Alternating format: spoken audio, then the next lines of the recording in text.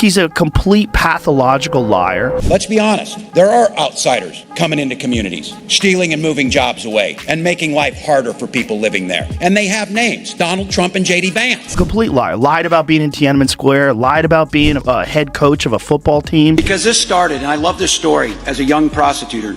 Kamala Harris talked about going in that courtroom for the first time. Pathological liars. People that are habitual liars. They just lie all the time about everything. Yeah. Oh, you didn't deploy for war. You didn't. Why are you saying you deployed at war? The weapons you used in war? No. You were in war. I plan on waking up on November 6th with Madam President. I want to be clear. You won't be waking up together.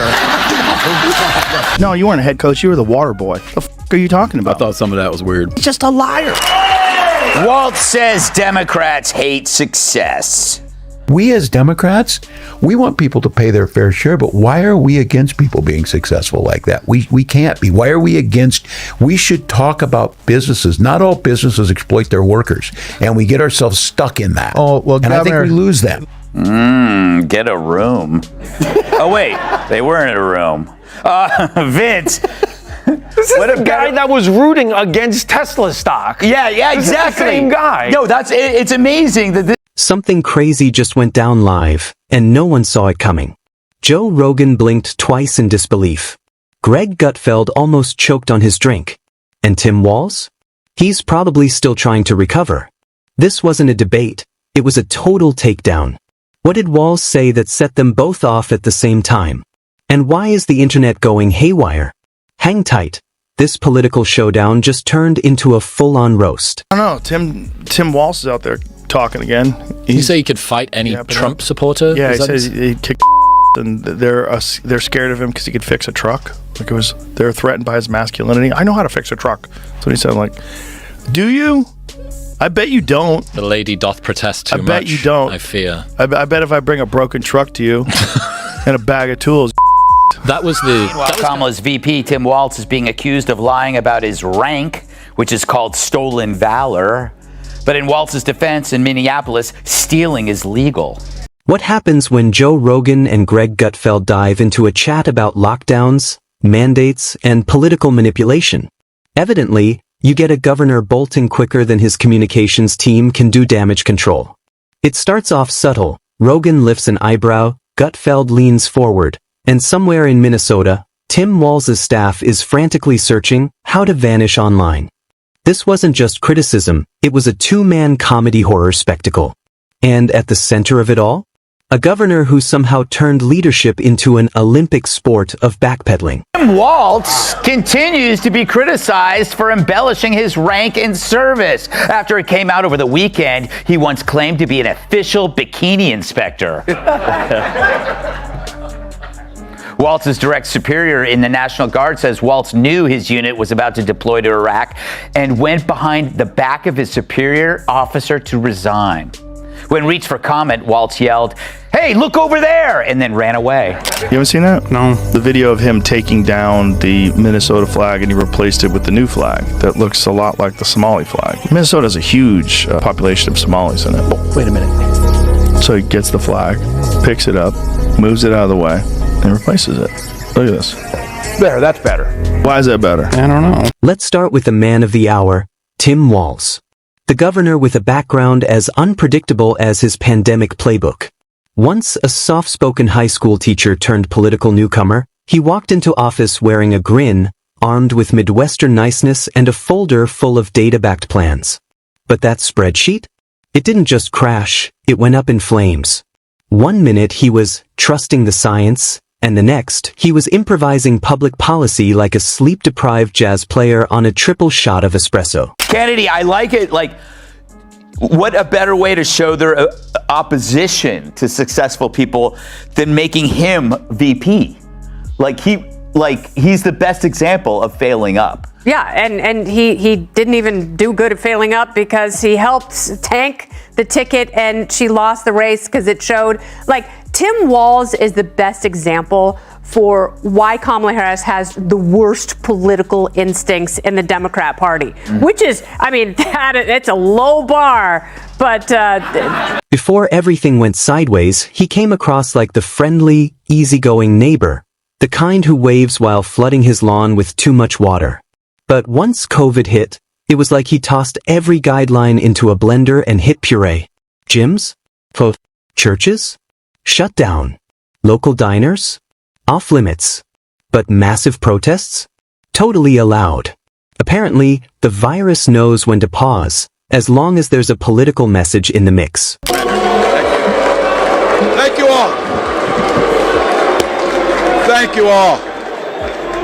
Well,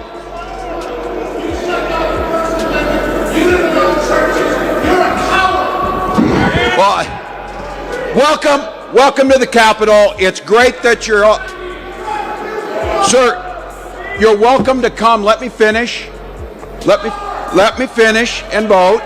Hey, sir, he doesn't have fucking votes, sir. Shut your fucking mouth. This was a guy who handled emergency powers like Thanos with a PowerPoint presentation. Every time someone asked when it would all be over, he whipped out another executive order like he was collecting infinity stones. And the mask mandates? That was its own saga.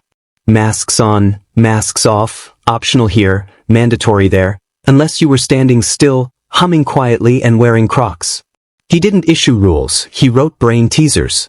Enter Joe Rogan, watching from a distance like a guy who just caught a whiff of something rotten in the fridge. Joe's never been big on government overreach or power-tripping officials who act like they've got the only working internet connection. Why were playgrounds wrapped in caution tape while liquor stores stayed open like they had holy protection? Watching Rogan dissect the logic was like seeing a bear carefully peel a banana, only to crush it afterward anyway.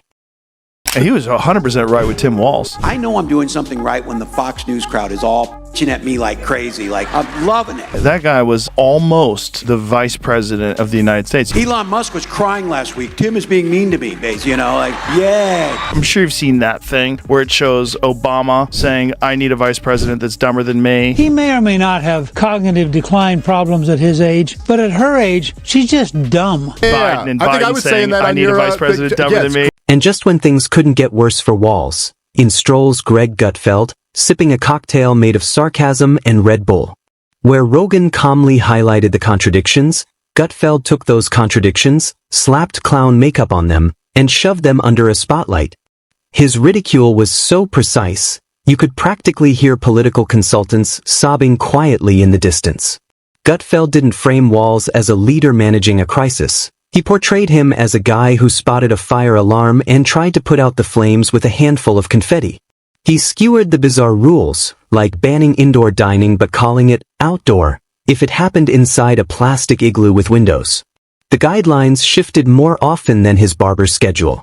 Small businesses were told to stay strong right before being blindsided by brand new restrictions announced during a Wednesday afternoon press briefing that sounded like it was drafted by a confused intern and a magic 8-ball. Hack at Politico writes this piece on the body language from the debate, claiming that it speaks volumes. Yeah, it says that Walz lost, but one of them at Politico says it's like Walz's wide eyes showed his passion and emotional intensity. Can we show that? There is his wide eyes. Rogan couldn't hold back. He called out how the working class took the hardest hits, barbers, mechanics, personal trainers, basically anyone who didn't have the luxury of clocking in from a cushy Zoom box. Meanwhile, Walz and his inner circle carried on, untouched, unbothered, and perfectly lit for every virtual meeting. And don't even bring up the remote learning fiasco. Rogan nearly roared when he pointed out how kids were dumped into digital limbo, while politicians' children cruised through private school like nothing had changed. Gutfeld turned the whole thing into a sketch. He joked that Walz had a giant wheel of fortune backstage labeled Mandate, Mask Up, Blame DC, and Pretend It's All Good, and each morning he gave it a spin while sipping kombucha. This wasn't some fringe conspiracy theory, it was Walz's own actions, playing on repeat and sounding more chaotic with every cycle. And just in case anyone thought this was only about COVID, Gutfeld reminded viewers of what came after: riots, wrecked businesses, and cities spinning out of control in the wake of George Floyd. Have you ever seen that video? No. This is what people love about Donald Trump. The fact that he would say this. But unfortunately, Governor Walz isn't here himself, but don't worry, he'll say that he was. He's going to say he was.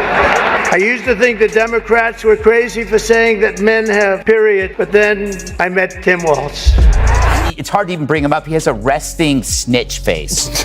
You know, I mean, he forfeited his man card during COVID and the riots, and you're right. And also, at that diner, of course, he left early. Leadership?